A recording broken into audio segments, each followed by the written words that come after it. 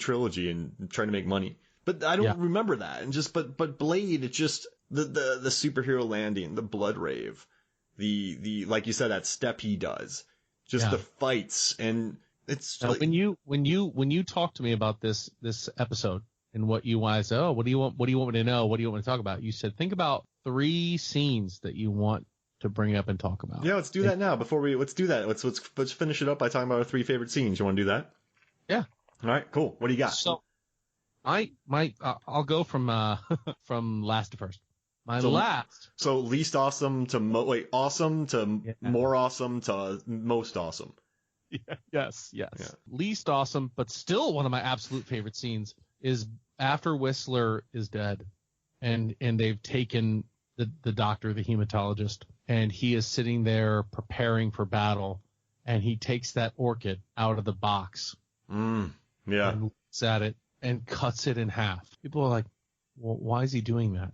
What is the point of this, right? I had to look too, because I had to research. I was like, why did they make a point to set up a shot with him looking at an orchid and then cutting the roots out of it, right? That was symbolism for his independence, right?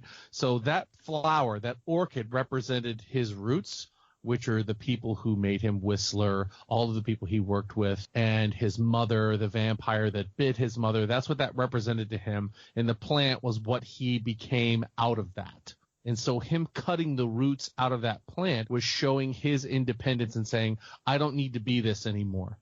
I don't need to worry about this part of me. That's over. I'm moving forward. So that was, to symbolize that when he cuts the plant. Oh man, that's deep. Yeah. Yeah, I was like, he made a big point to do this. He was very purposeful when he was doing things, right? He wasn't like, oh, here's a plan. Okay. It was a big thing for it to be there, be in a good setup, and pull it out, look at it, and there you could tell there's a lot of emotion in his face. And I was like, why is he so intense on looking at this? And that scene really resonated with me for the rest of the movie. Oh, I love it. That's beautiful. I guess this is a really weird scene, and I don't want people to think I'm like sick in the head for it, but the scene where they just torture Pearl. Yes. It's really brutal and it's really mean, and these are our heroes. Neuer, I just want to bring this up too. Norrington wanted Pearl. The reason it was so big is because it just ate a lot of babies.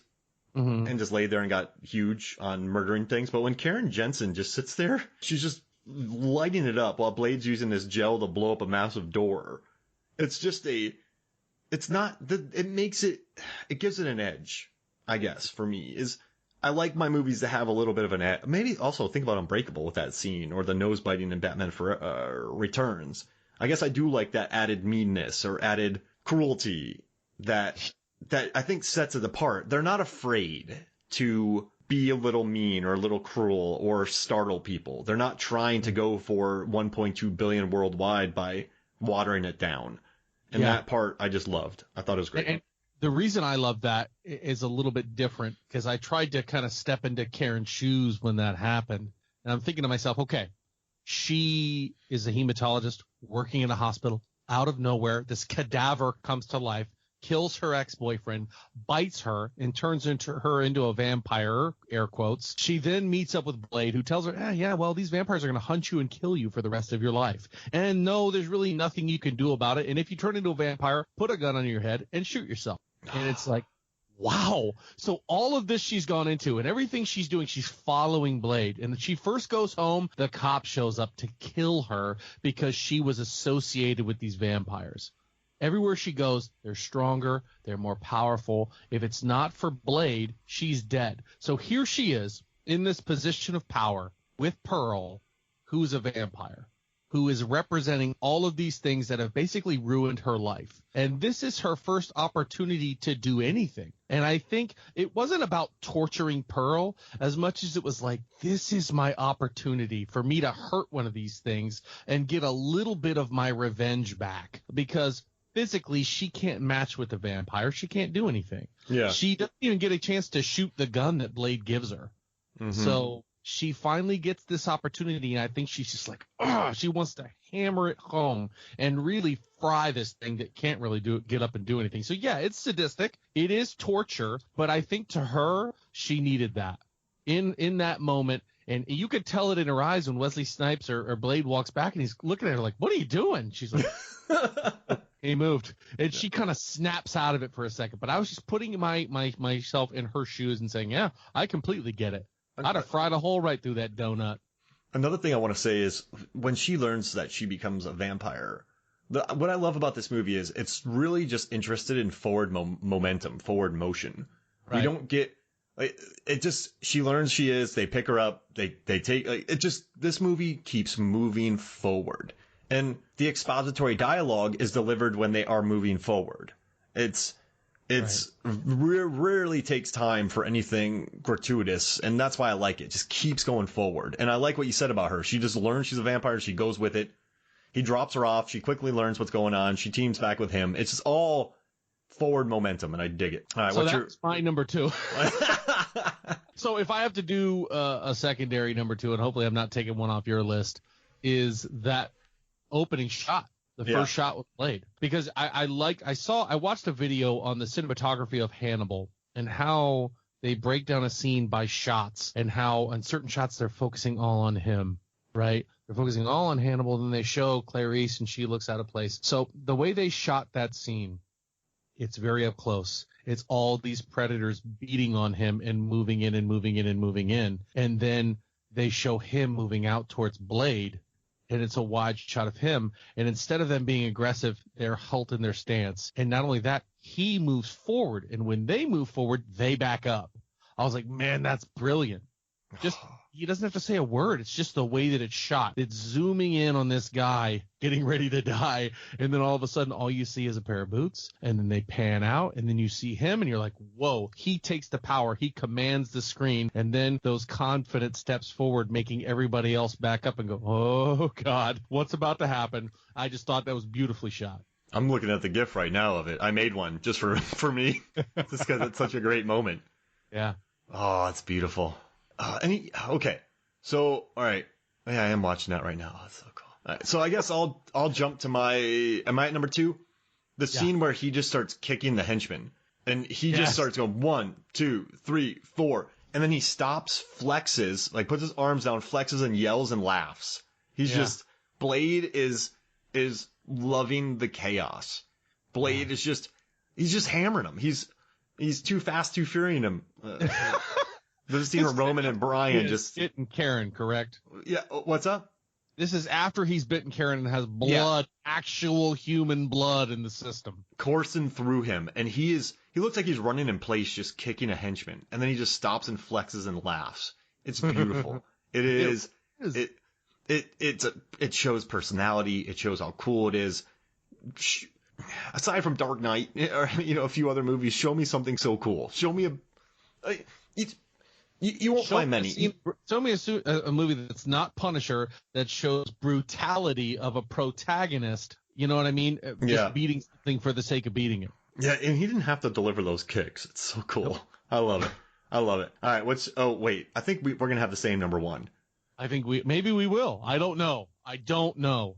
Number 1 for me, I don't want to get deep on you, but my father died when I was 16. So seeing him come home and seeing his father figure there beaten and dead, and him seeing that and just him coping with that all in one motion, and then being the person that puts the gun in his hand and saying, okay, and then turning around and walking away as he shoots himself. That to me, I was like, oh man, that's powerful. So good. You got Kristofferson in there. That's another weird pick. Just bringing in Kristofferson. I love it. And just... Oh man, and just it's so. I'm telling you, Wesley Snipes, right? He's a very good actor. I love to like White Men Can't Jump. The blast that he had in Demolition Man. I mean, he also had, major. I don't want to bring that up, but King of New York, Jungle Fever, New Jack City. He kind of moved into Passenger 57, Boiling Point, like Terminal Velocity, stuff like that. U.S. Marshals.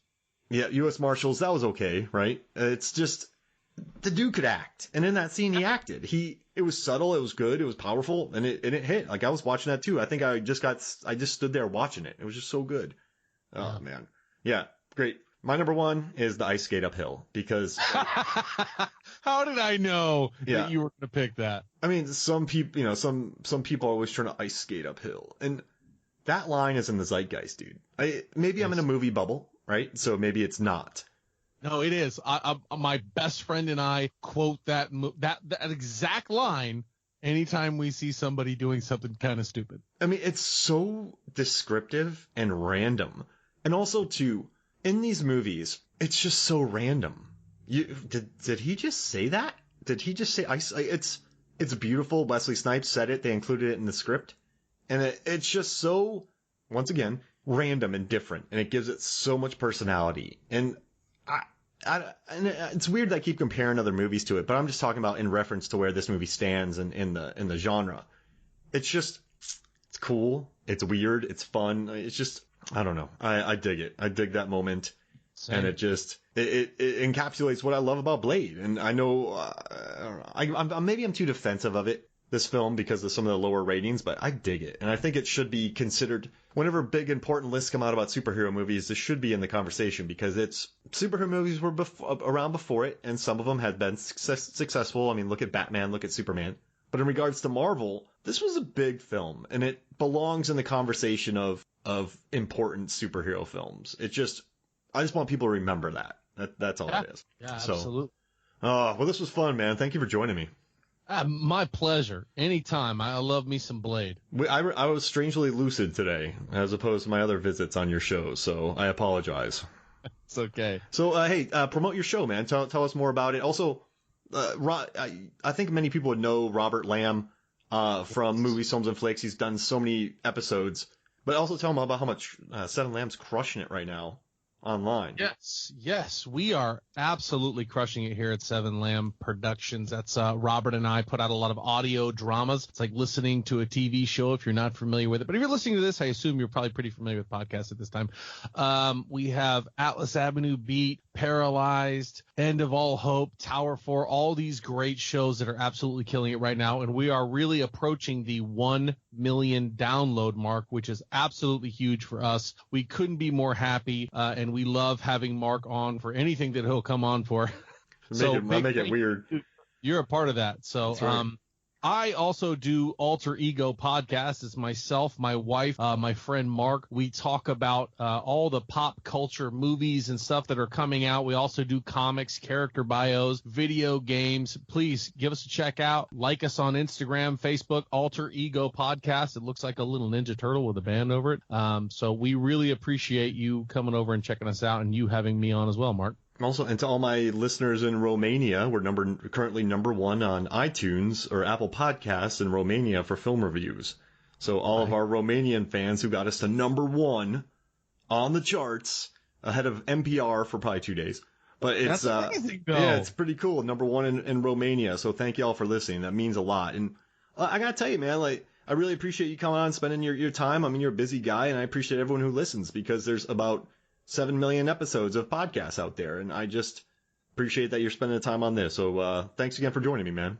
Absolutely. Thank you for having me. I'll come back anytime. All right, so for me, Mark Hoffmeyer, and for Jack Austin, a man who just is about ready to use some of his blood soap, which is going to be very, very gross, this is Movies, Films, and Flicks.